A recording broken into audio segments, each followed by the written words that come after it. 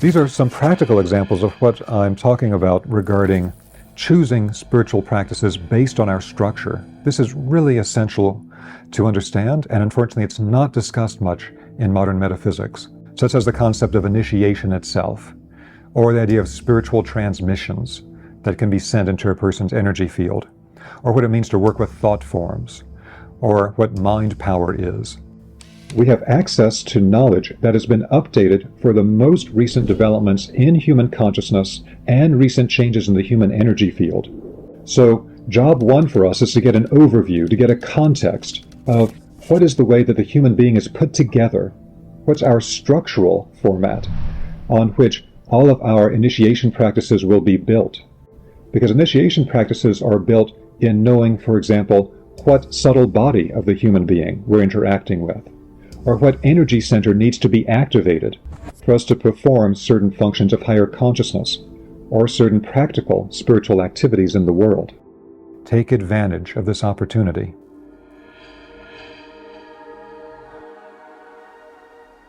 So the first thing we need to be aware of is that every person has a unique configuration in their own energy and their consciousness. That configuration of the energy and consciousness leads to the activation of specific energy centers in their body more than others, and specific energetic connections and flows of energy movements from one center to another. This can even take the form of particular types of geometries in the body of energy, which have specific purposes and effects on the person's consciousness and energy. When we talk about structure, what we're talking about is this type of unique configuration of the energetic field and the person's consciousness that's related to their specific capacities and their current level of maturity at all the different plane and subtle body levels that we talked about before.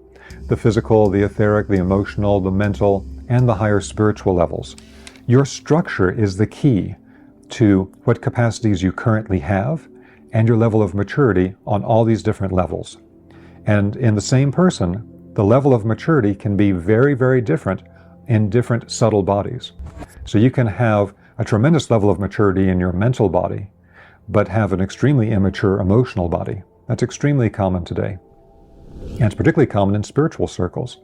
We need to understand that this is what structure really is. It's the underlying foundation of all of our consciousness and energy. And it's a literal structure that's in your energy field.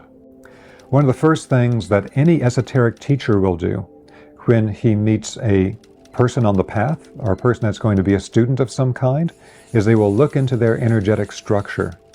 Because the person's energetic structure, again, reveals their level of maturity, their present capacities, and all spiritual teachers know that a certain stability and crystallization of parts of the structure of a person is essential in order for them to be able to understand and work responsibly with higher work regarding spiritual realities.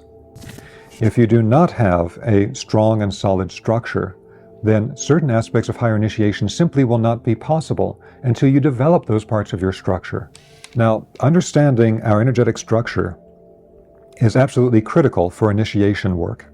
We've described the way that every thought that you have, every feeling, every impulse to action that you have, creates particular energetic movements and activations in our subtle bodies.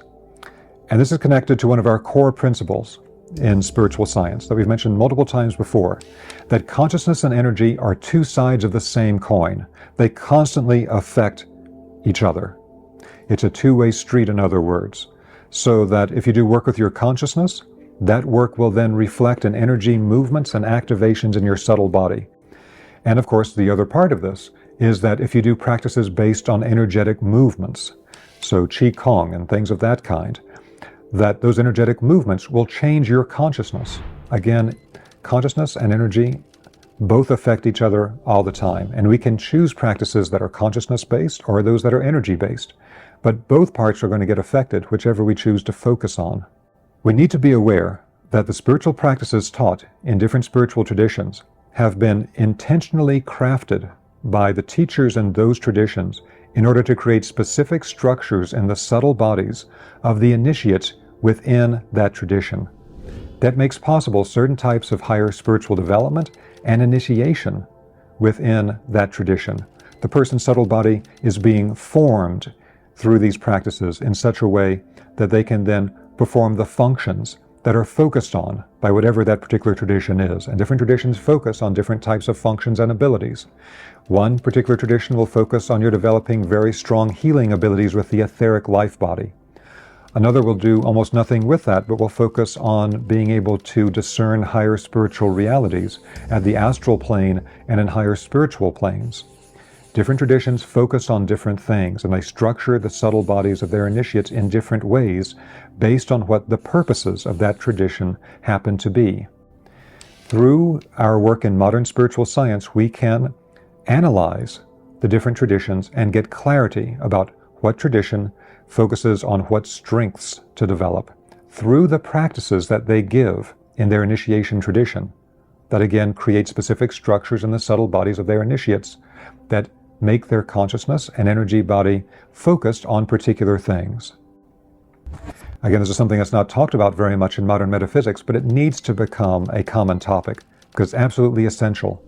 We hear a lot that all spiritual traditions are going to the same place. And that's true from one perspective in that they're all going towards spirit because there's no place else to go. But it's not true that they get there through the same path, or that people have the same experiences or even the same final result from working in different traditions. And we need to make informed decisions today on the independent path of spiritual initiation to be able to know exactly what we are choosing as our own path of creating structures in the subtle body and thereby creating our spiritual destiny. We need to be aware that many people, in fact most people, on the modern independent path of spiritual initiation already have specific structures in their energetic body that they've brought with them into this incarnation based on the practices they've done in previous lifetimes. To be attracted to something like an independent path of spiritual initiation already shows a certain level of maturity in an individual. If they didn't have that level of maturity, they'd be attracted to following in a very dogmatic and narrow way, normally one type of external religion or another that they believe in completely.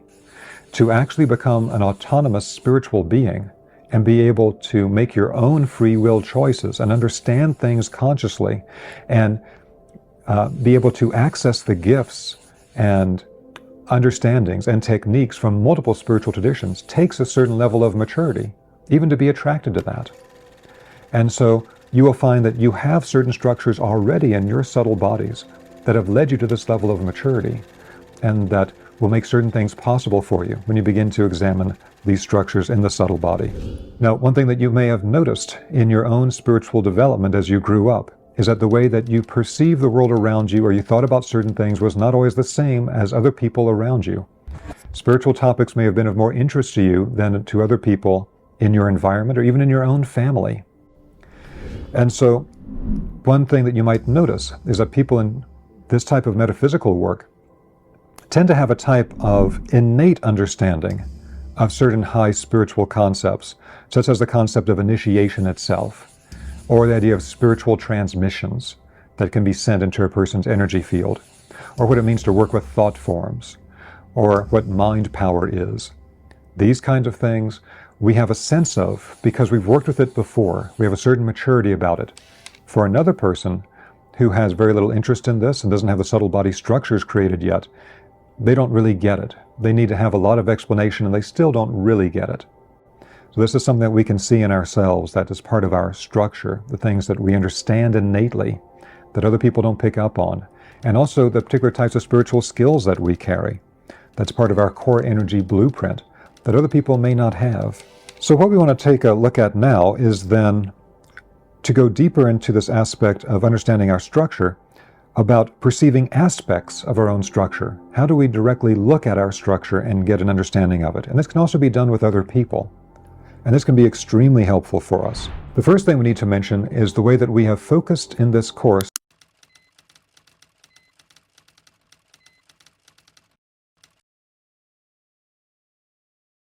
on teaching you a particular practice that we've called the Energy Field Awareness Practice. The Energy Field Awareness Practice, or EFAP, as we have shortened it, is the practice where we develop the habit at the end of any spiritual practice or activity that we do, that we check into the structure of our own energetic field and we just observe, how has the practice affected my consciousness and my energy, which could also be described as how has the practice structured my consciousness and my energy. So with our checking into the structure of our energetic field as a result of the practices that we do, this is an essential first step of our being able to recognize our own structure and the way that things affect us so that we can make informed decisions about what practices we want to do, and we know how the practices affect us. Because as we've said before, on the independent path of spiritual initiation, we need to be fully conscious of the particular structure and purpose and effects of all the spiritual practices that we do. Now, the next few stages that come after this checking into the energetic field are as follows. At the next stage, two of the simplest layers that we can examine in our subtle bodies to get a sense of effects on them are the etheric body level and the astral level. The etheric body level or layer is experienced when you feel vibration or tingling or density or pressure in the subtle bodies. When we say density, it means that a part of your energy body, like let's say around the third eye, feels more dense than the energy around it. When we say pressure, it's like something is pressing in on a particular energetic location in your body. And you can also perceive these etheric sensations in terms of heat and cold sensations.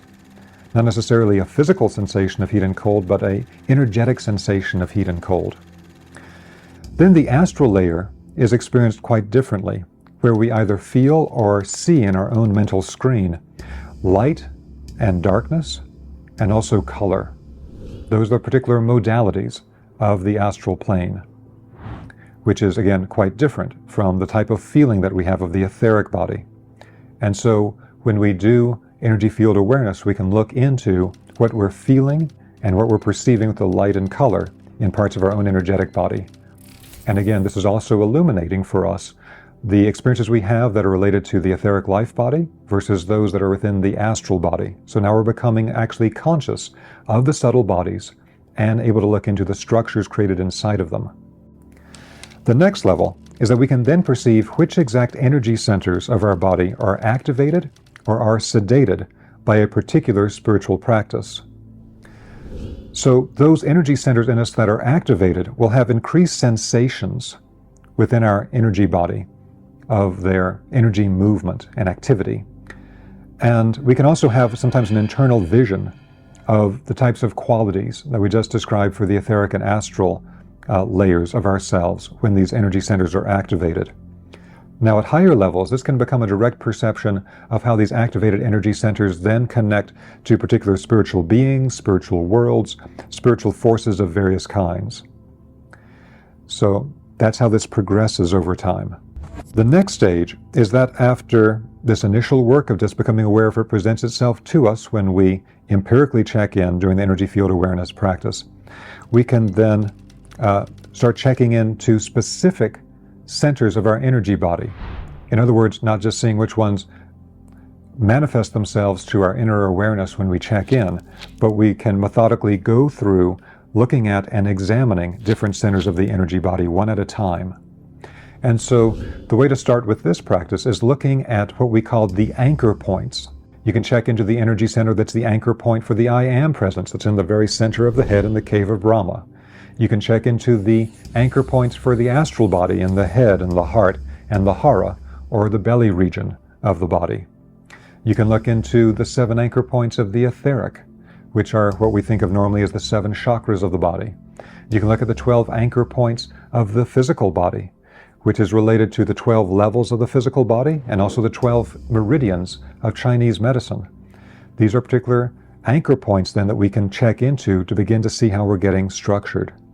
Then we can also take a look at this in terms of the structuring effects on people's different subtle bodies themselves. So in other words, as we said before, a person may have a very highly developed mental body, but a very underdeveloped emotional body. Their emotional body may be very wounded or immature, which is why they fled into the higher mental body to be able to think and cope with things in the world without having to deal with those painful emotions. In fact, it's very common that even many Eastern gurus that are presented as very, very highly developed have very highly developed mental or higher spiritual bodies, but still have major issues that are held within the emotional body. We can then, at a next higher level, begin to do more advanced work that actually is most effective after we have done a training in sacred geometry, when sacred geometry is taught as an actual initiation science. When you learn sacred geometry as initiation science, you can start then looking at deeper levels of structure that a person has, and also energetic structures in the world, that are based on particular geometric forms, that have particular vibratory qualities and particular effects on consciousness. And so one aspect of this is looking for the geometric forms that are created in the subtle bodies through the structuring process. This can be something as simple as particular triangles of energy that are formed in the energy body, where, for example, 3 activated centers will be linked up together. Or it can be something more advanced, like looking at something like the Tree of Life pattern, known in the Jewish Kabbalah, and that has offshoots in other traditions, like what in the Daskalos tradition in Cyprus is called the Symbol of Life, which is based on the same basic pattern. And this is a more complex pattern of 10 energy centers in the body and their energy pathways of connection. So, as we're looking at this next deeper aspect of studying structure, we can look for these types of geometric structures. But that's easiest once you've actually learned what these geometric structures are and what they signify. And that's best done through a higher level type of sacred geometry education that is based on initiation. When it's based on initiation work, sacred geometry becomes what the Rosicrucians refer to as learning to read the secret script, because these are the actual archetypes or patterns that everything in our world is based on, and they connect us in higher level initiation work to directly perceiving the thought forms from the mind of God that lay down all of these patterns. And the final thing to mention here about our learning to perceive our own parts of our energetic structure, as we're giving these bridging concepts to more advanced work, is looking for aspects of our structure from the perspective of different systems of energy qualities in the subtle bodies, taught in different traditions. So for example, you can look at it from the perspective of Chinese medicine, where you look at yin and yang energies in the body as simple polarities, and also the system of the 5 elements, or the 5 phases, in which all of these different elements in the body work with one another in particular cycles. And so, for example, you'll find if a person has focused too much on Kundalini practices and raising fire energy in the body, they may have ended up creating great difficulties in their own health and energetic balance by having burned out the water element from the body. And so seeing it from these different perspectives will illuminate different things that's going on in a person's energetic structure. Or you can examine it from the perspective of the 3 doshas of Indian Ayurveda, or from the perspective of the 4 different ethers in Rudolf Steiner's etheric physics that comes from the Rosicrucians. All of these becomes frames of reference or perspectives that we can use to be able to really understand subtle levels of a person's structure. Now this then brings us to the topic of us making informed choices about what practices we're going to do based on our energetic structure. As we look at aspects of our different subtle bodies, and if a person has problems with their emotional body, for example, that our 3rd essential exercise, which is connected to illuminating our feelings and also the control of the feelings so that we don't have to externally express every feeling that we have, but instead we relax into the feeling and let it become integrated into us instead of being expressed externally in an uncontrolled and sometimes destructive way. So for a person that has this type of issue in the emotional body, that it's not well controlled, the 3rd essential exercise helps them illuminate it from the inside and to get it under control in a way that it serves them rather than something that constantly undermines their life. Another example of this, as far as our choosing spiritual practices, is that it may be that a person that is very spiritually ungrounded, that has difficulties in their everyday life, that they have not fully incarnated into the physical body, and they don't even feel themselves in the body very strongly, may be attracted to learning advanced practices like out-of-body travel. And what you'll actually find is that this is something they have a natural subconscious tendency toward because they're already partly out of their body. They already don't want to be fully incarnated. And so they're naturally attracted to learning about being fully out of the body. and out-of-body travel. And there's nothing wrong with learning these skills. These are natural skills at higher states of development. But we have to look at what's going to create the most balance and harmony according to their current structure.